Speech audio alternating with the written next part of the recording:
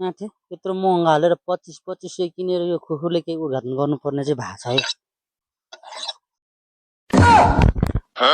होइन यो विषयले बजे बौलाएपछि के अब दिउँसै खुकुरी उधार बढाएको छ त गाँठे होइन मैले केही गरे जस्तो चाहिँ लाग्दैन त गाँठे